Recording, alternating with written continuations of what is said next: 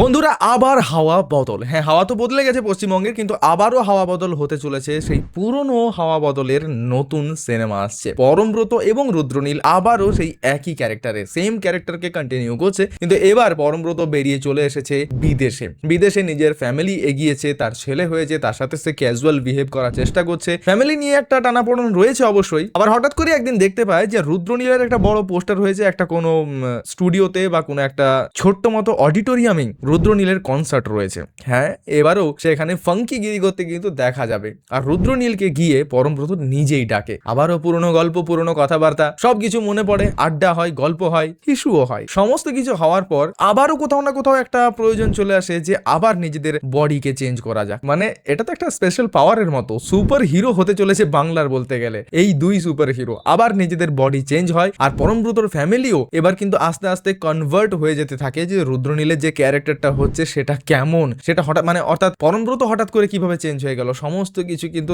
দারুণ জটিল পাকাতে চলেছে। তার সাথে একটু গান রয়েছে, একটু মজা রয়েছে, একটু টক ঝাল মিষ্টি কেমিস্ট্রি রয়েছে, যেটা ডেসক্রিপশনেই দেওয়া রয়েছে। আর সত্যিই খুব মজাদার হবে এইবারের গল্পটাও, আশা করছি। আর এই আশা নিয়েই আমরাও দেখতে যাবো এই সিনেমাটিকে, যার নাম আবার হাওয়া বদল। এখানে রুদ্রনীল এবং পরমব্রত ছাড়াও রাইমা তো থাকছেনই, তার সাথে অনুষাও জয়েন্ট করেছে রুদ্রনীলের গার্লফ্রেন্ড হিসেবে, এবং সেও কিন্তু অত্যাধুনিক এবং একটু ফাঙ্কি টাইপের।